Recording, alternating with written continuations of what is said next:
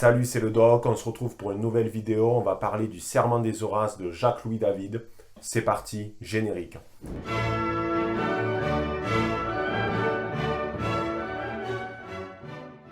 Il y a quelques temps, j'étais à Paris dans le cadre de la réalisation d'un stage et j'ai revisité le musée du Louvre que j'affectionne particulièrement. Il faut savoir qu'à l'échelle internationale, il y a peu de musées qui peuvent s'asseoir à la table du Louvre. Il y a peut-être le British Museum et l'Ermitage. Et au Louvre, ils ont un département de peinture qui est juste somptueux. Et dans une salle, on retrouve notamment la plupart des œuvres de Jacques-Louis David, notamment le Sacre de Napoléon qui est juste gigantesque. Mais il y a un tableau que la plupart des gens ont tendance à oublier et qui est pourtant un chef-d'œuvre du néoclassicisme, c'est le Serment des Horaces, toujours de Jacques-Louis David. Alors, le néoclassicisme, donc, c'est un courant artistique qui prône en fait une volonté d'un retour à un art qui était pratiqué un petit peu à l'époque antique de Rome ou de la Grèce. Et d'ailleurs, il n'est pas rare de voir que la plupart des sujets qu'il y a donc sur ces tableaux sont relatifs aux légendes et aux histoires en gros de Rome ou de la Grèce. Donc ce tableau a été commandé par le roi Louis XVI à Jacques-Louis David, qui l'a peint en 1785 dans la ville de Rome en fait. Et il raconte donc le serment qu'ont prêté les trois frères Horace, qui devaient en fait protéger Rome contre un combat singulier avec les frères Curiace, qui représentaient Albe la Longue. Donc en fait, cette histoire, elle nous est racontée par Tite-Live dans Histoire de Rome. À ce moment-là, la ville de Rome rentre en guerre avec Albe la Longue. Mais tu vois, les deux belligérants, ils ont un petit peu la flemme de faire une guerre avec bataille rangée, armée, ça coûte beaucoup. Donc les deux villes décident de commun accord de choisir des champions qui vont les représenter. Et ces champions vont devoir se battre dans une lutte à mort. Et le survivant ou les survivants seront les gagnants en fait. Donc Rome choisit les frères Horace, qui sont représentés sur le tableau, et Albe la Longue choisit les frères Curiace. Et il faut savoir que les deux familles se connaissent un petit peu, parce que l'une des sœurs donc, des Horace, qui s'appelle Camille, est mariée avec l'un des Curiace. Donc forcément, il va y avoir de la casse dans cette histoire, et tu le sais, c'est une tragédie en quelque sorte. Donc Tite-Live nous raconte ceci, je te le cite, c'est dans Histoire de Rome. Dès le premier choc, les cliquetis des armes firent passer un grand frisson dans l'assistance. Tous en perdaient la voix et le souffle.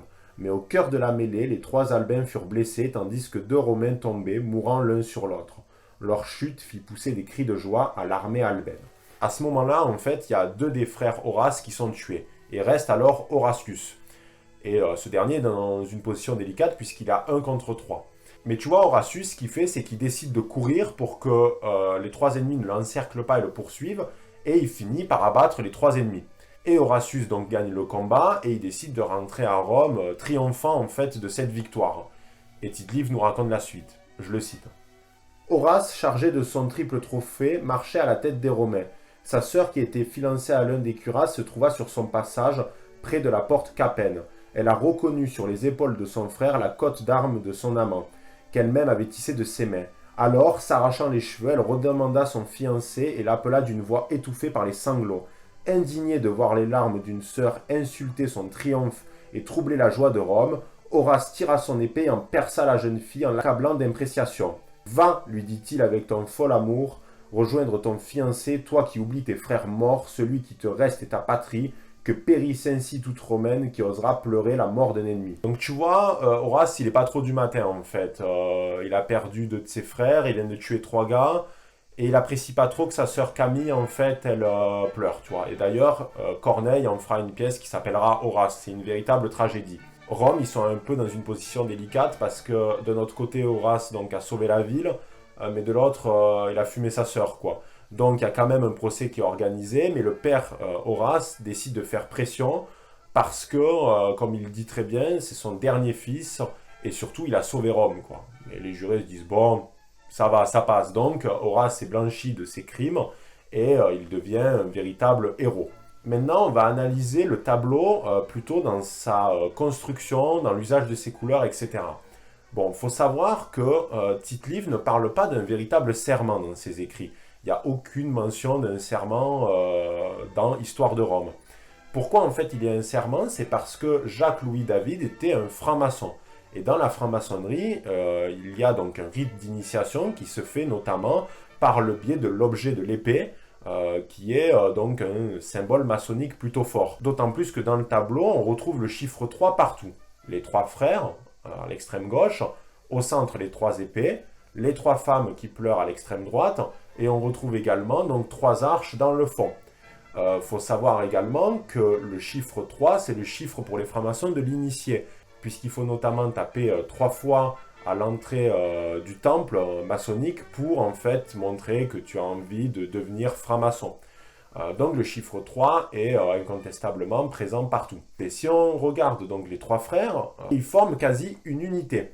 Cette unité, c'est pour montrer qu'ils ne font qu'un pour protéger Rome. C'est le bloc, en quelque sorte. Mais Jacques-Louis David a tendance à montrer le frère qui se trouve tout à droite de manière plus visible. Donc c'est possible qu'en fait, ce soit le vainqueur, ce soit le frère Horace qui ait gagné le combat. D'autant plus que ce frère-là regarde droit dans les yeux le père. Il y a une médiane, en fait, entre les deux.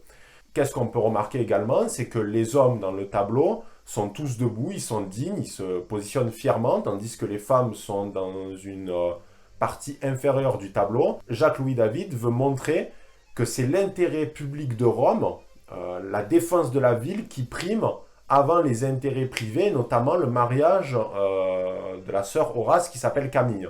Donc en fait, il y a une véritable volonté de mettre en avant les Horaces masculins, en fait.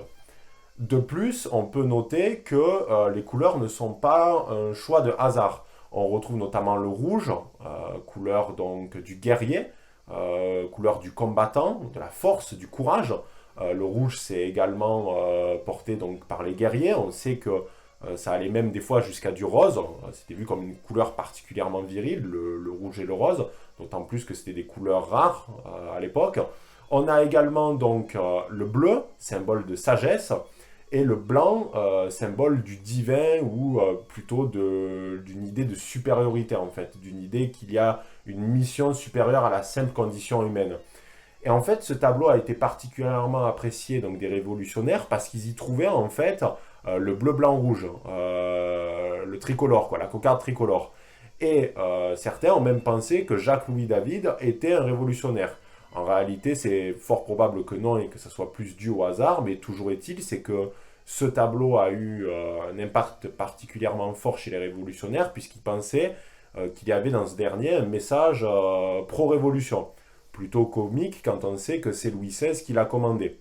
Quand on analyse le tableau, on voit qu'il y a également une sorte de chronologie. Les 3 frères qui décident de prêter serment en acceptant les épées du père, et le résultat, les femmes qui pleurent parce qu'elles savent très bien que du sang va couler pendant ce combat et que de toute façon il va y avoir une tragédie puisque tout le monde sera perdant. Ce sera soit les Horaces, soit les Curiaces, mais tout le monde va y perdre des plumes dans cette histoire. Pourquoi ce tableau est aujourd'hui particulièrement connu? Parce qu'en fait, il touche au patriotisme et à la notion de devoir et d'honneur.